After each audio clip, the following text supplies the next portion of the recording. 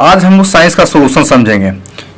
Objective का जो answer है आपको स्क्रीन पर दिखेगा, आप उसको रोक करके स्क्रीनशॉट ले लीजिएगा और आप लोग मिला लीजिएगा। अब हम लोग सब्जेक्टिव मिलाते हैं। देखिए बाबू, आपको इसमें एक चीज और आपको पता चला कि तौर तरीका भी अच्छे से ध्यान में रखते हुए हमने इसको आंसर लिखा है। अगर भौतिक बना रहे तो भौतिक शास्त्र ऊपर लिख दीजिए। और देखिए ये पैराग्राफ छोड़ने का जो तौर तरीका है वो स्पष्ट होना चाहिए। क्वेश्चन नंबर जो लिखा हुआ है ये भी स्पष्ट पता चलना चाहिए कि हमने कैसा क्वेश्चन नंबर लिख रहा है। तो देखिए पहला प्रश्न का आंसर लिख रहे हैं, इसमें कहते हैं कि उत्तल दर्पण किसे कहते हैं, उसको साइड मिरर के रूप में क्यों प्रयोग किया जाता है। तो उत्तल दर्पण टॉपिक वाला क्वेश्चन रहता है, हम उत्तल दर्पण ब्लैक से लिख दिए हैं और इधर उसका लिख दिया कि किसे कहते हैं। फिगर बनाना चाहिए, वो फिगर आप लोग जरूर जिसमें संभव हो फिगर बनाना चाहिए। हाँ, और क्यों किया जाता है आप लोग मिला लीजिए। भैया छोटा प्रतिबिंब बनता है तो पीछे जो वस्तुएं होते हैं सभी में सभी वस्तुओं का प्रतिबिंब दिख जाता है, इसलिए हम लोग अपने हिसाब से साइड इधर उधर कर लेते हैं। ठीक है। दूसरा नंबर प्रश्न है कि वास्तविक और काल्पनिक प्रतिबिंब अंतर लिखना है। देखो बउआ, ये बीचे बीचे मोड़ने का तौर तरीका पर भी ध्यान देना। देखिए वास्तविक प्रतिबिंब काल्पनिक प्रतिबिंब हमने लिख दिया। देखिए हमने चार चार को आपको लिखना नहीं, कम से ज्यादा 3 को लिखिएगा। अगर 2 नंबर में रहेगा तो 2 को काफी है, अगर थोड़ा बेहतर रहेगा 3 को लिख दीजिएगा। ठीक है, आप लोग इसको मिला लीजिएगा। थर्ड प्रश्न था कि प्रकाश का अपवर्तन किसे कहते हैं, उसके नियमों को लिखे। तब कितना लोग फिगर नहीं बना, अरे वो फिगर बना देना चाहिए। कितना बड़ा फिगर है यार। प्रकाश का अपवर्तन किसे कहते हैं, टॉपिक का क्वेश्चन है, फिगर बना दीजिए और इसके 2 को नियम होते हैं, दोनों के नियम लिख देंगे।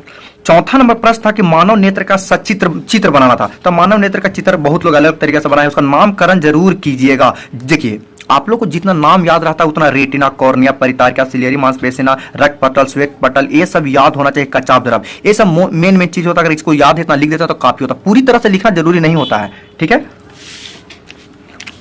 5वां नंबर प्रश्न वोल्ट मीटर से बोल रहा था, वोल्ट मीटर किसे कहते हैं, इसकी विशेषताएं लिखिए। तो कम से कम 2 को विशेषता आपको जरूर लिखना है। और देखिए वो हम बार बार बोलते हैं कि तीर के निशान के वाला लाइन छोड़ करके जस्ट नीचे से लिखना, थोड़ा सा देखने में अच्छा लगता है। तो ठीक है, ये आपको मिला लीजिएगा। 6 नंबर प्रश्न में 1 जूल को परिभाषित करें। 1 जूल को हमने परिभाषित कर दिया है। कार्य बराबर W बराबर आपको प्रूफ किया गया, I स्क्वायर RT इसी से संबंधित है। देखिए कुछ लोग जो होते हैं क्वेश्चन नंबर इस प्रकार से लिखते हैं और कुछ लोग क्वेश्चन नंबर इस प्रकार से लिखते हैं। आपको जिस प्रकार से अच्छा लगता है उस प्रकार से लिख सकते हैं, कोई दिक्कत नहीं। लेकिन मेरे हिसाब से ऐसे ज्यादा बेहतर रहेगा। इसमें तक परिनालिका किसे कहते हैं, तो किसी खोखले पदार्थ, किसी कुचालक पदार्थ के बने खोखले बेलनाकार पदार्थ के ऊपर तांबे के तार को सर्पिल आकार से लपेटकर जो बनाई गई व्यवस्था होती है उसी को परिनालिका कहते हैं। परिनालिका का चित्र बना देना चाहिए था, चित्र भी बनाने के लिए कह रहा था। ठीक है।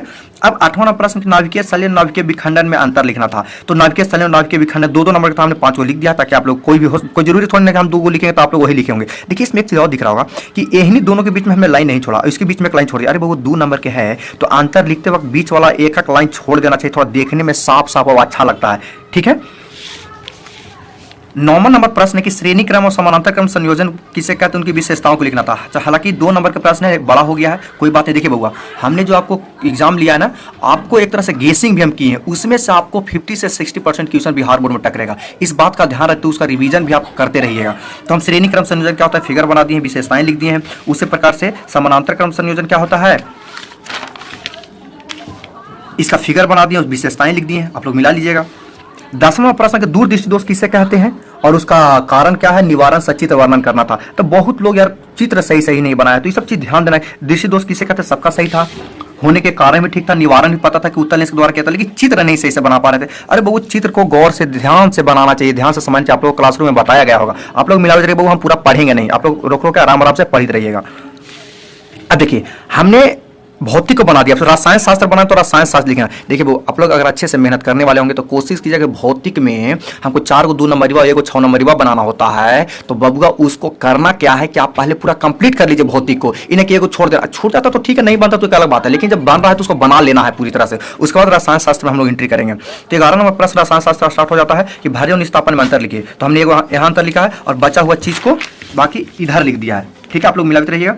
12वां प्रश्न कि एलपीजी क्या है, इसके बारे में पूरा लिखना था। तो एलपीजी के बारे में हमने पूरा लिख दिया है, आप लोग उसको मिला लीजिएगा। 13 नंबर प्रश्न था कि आम लोग भाषा में अंतर लिखना। लेकिन कुछ गलती क्या करता है कि एक बार क्या करेगा पूरा लाइन पार देगा। देखिए हम यहाँ गलती की है। अब सोचना 2 नंबर का था, हमने 3 को लिखा है, हम 4 को 5 को जानबूझ के नहीं लिखे। अब सोचने इतना दूर तो जगह आपको टाड़ दिया कि क्या फायदा, अच्छा तो लग नहीं रहा देखने के लिए, इसीलिए पहले लाइन मत पारिएगा, पहले बीच आप समझ लीजिएगा ऐसे इस तरह से। उसके बाद आप जब हो जाएगा तब लाइन पारिएगा, आपको अगर अच्छा लगता है तो, नहीं तो पहले ऐसे लाइन नहीं पारना चाहिए।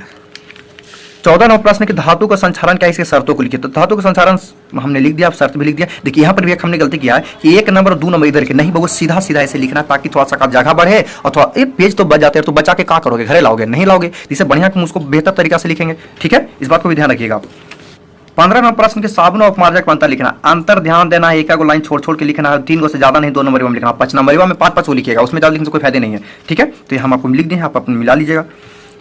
16 नंबर प्रश्न मेनली का आवर्त सारणी को लिखे, उसके विसंगतियों को लिखे। तो मेनली का आवर्त सारणी क्या होता है, हमने लिख दिया, उसकी विसंगतियां मतलब दोष हानि बहुत सारा था, एगो लिख दिया, एगो और अगला में है, दूसरा और तीसरा हमने यहाँ लिख दिया, आप लोग मिला लीजिएगा। 17 नंबर प्रश्न के अयस्क के सांद्रण सब क्या समझते हैं, इनकी 2 गो विधियों को लिखना था, तो हमने 4 को लिख दिया है। अयस्क का सांद्रण क्या होता है, सूदियों को अलग करने के लिए अयस्क का सांद्रण कहलाता है, इसका विधि हमने लिख दिया आपको। धोने वाला सोडा का सूत्र, नाम और उपयोग लिखना था। बबुआ एक के में सब लगा लिखिए, अरे बाबू थोड़ा ध्यान रखल करो यार, सूत्र अलगे लिखिए, नाम अलगे लिखिए, उपयोग अलगे लिखिए, इतने देखने में उसको क्लियर रहेगा। एक के में घुसेर के लिख दे रहे हो तो बोका के देखने में उसको ज्यादा भार पड़ेगा, इसलिए सब चीज को ध्यान रखो एकदम। 19 नंबर प्रश्न में आईपीएससी नाम लिखना था, तो आईपीएससी हम सब क्वेश्चन भी लिख दिए और बगल में आईपीएससी नाम लिख दिया, आप लोग मिला दीजिए कि आप लोगों को कितना सही है। ये थोड़ा क्वेश्चन ज्यादा टफ डाला गया था, चलिए कोई बात नहीं भाई, का तो होना चाहिए वैसा। और 20 नंबर प्रश्न में संतुलित करना था, तो देखिए यहाँ 2 और यहाँ 2, यहाँ 2, यहाँ पर 4, 3, 4, 4, 2, अगर ये सब लिखे होंगे तो आपको फिर वो सही होगा। आप लोग मिला लीजिए आराम से।